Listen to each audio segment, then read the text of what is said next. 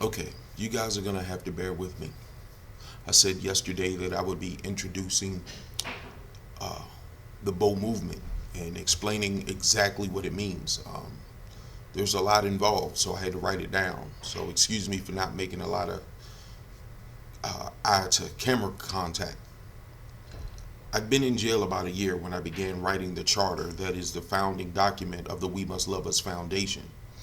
I refer to it a lot as the WMLU. It has evolved a lot, but beginning January 1st, we will begin operations. The website, WMLU.org, I plan on publishing that to the web at the end of the month.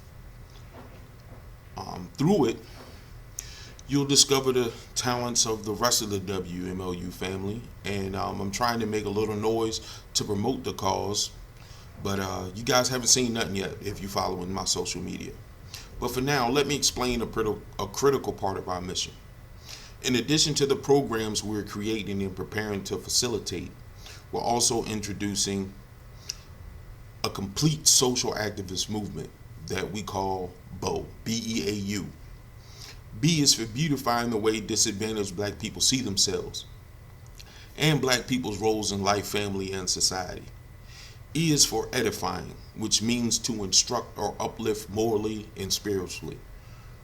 A is for acclimating disenfranchised black people to productive mainstream society where we too can pursue the American dream of happiness and prosperity. U is for unifying black America so the less fortunate can learn from and be mentored by the skilled and educated, accomplished, and the wealthy instead of being left to become products of debilitating environments. I'm building a website with a blog. On it, I will post essays explaining what the BEAU movement is in greater detail, but I'm going to go over some of it now.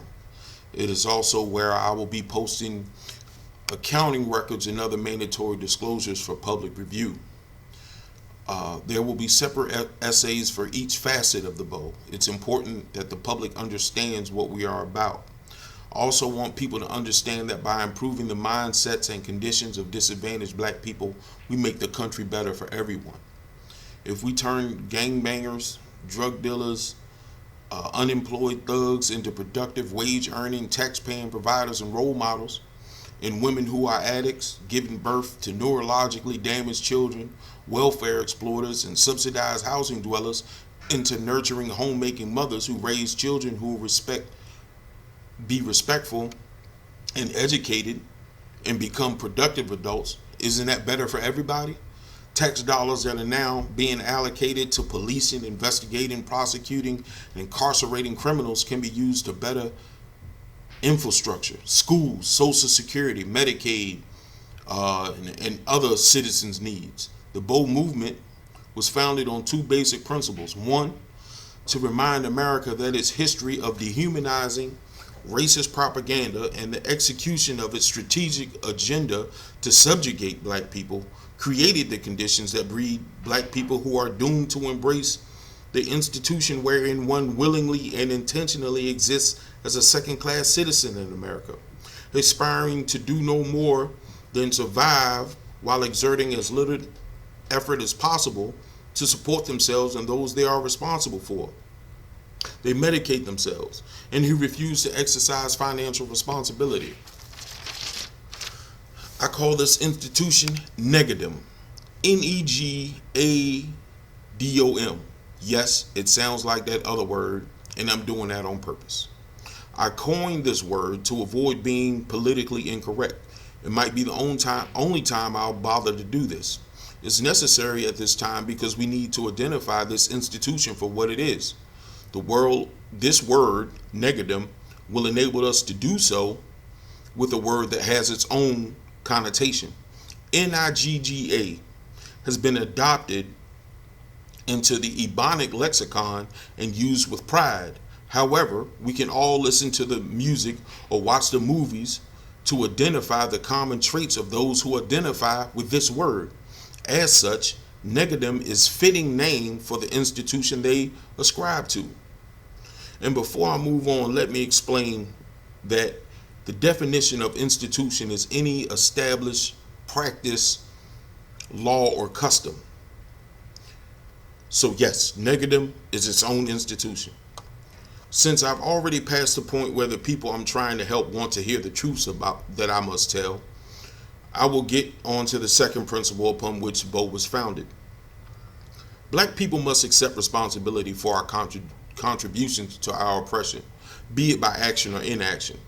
Just because a trap has been laid, we can't walk headfirst into it, then blame the person who set the trap or the people or the system after we fall into it. It's a shame that our elders who had to endure the worst of racism now must fear gangbangers, drug dealers, criminal junkies, and an increasingly violent group of youth in their own communities. We reward entertainers who portray us as violent, criminal, immoral, ignorant savages, as if these images aren't poisoning the minds and souls of our youth, prejudicing society against us, and justifying racist discrimination. We embrace a culture of criminal and violent behaviors towards one another, materialism we can't afford, and self-degrading imagery. We've allowed the media industry to teach us it's good for us to be our own worst enemies. The BEAU movement will turn this around.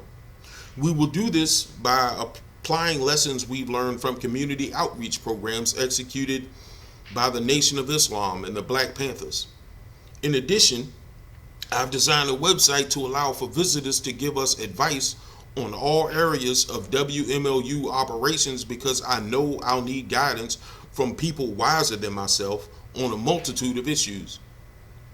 When I discuss my plans with anyone who will listen to me, I frequently get warned that the truths I will have to tell to make a real difference in the poor black community might get me killed. I can't deny that I see why this warning was conveyed so often. People protect the institutions they identify with and their desire to continue indulging in its prescribed behaviors. So be it. I risked my life transporting and distributing narcotics all over the eastern U.S. I wasn't scared when I was one of the most evil people you can meet. So why would I be afraid to do what I was created to do? At least now the police and the DEA aren't on my list of threats, along with the street thugs who want to get me out of the way. Besides, I got out with hopes to impact the black community as much as Malcolm X, Martin Luther King, Huey Newton did. So why wouldn't I recognize the potential to meet the same fate? But I'm not dead yet, so stay tuned. I've been waiting over 6 years to lift my people up through WMLU. This revolution will be more than just televised. Thank you.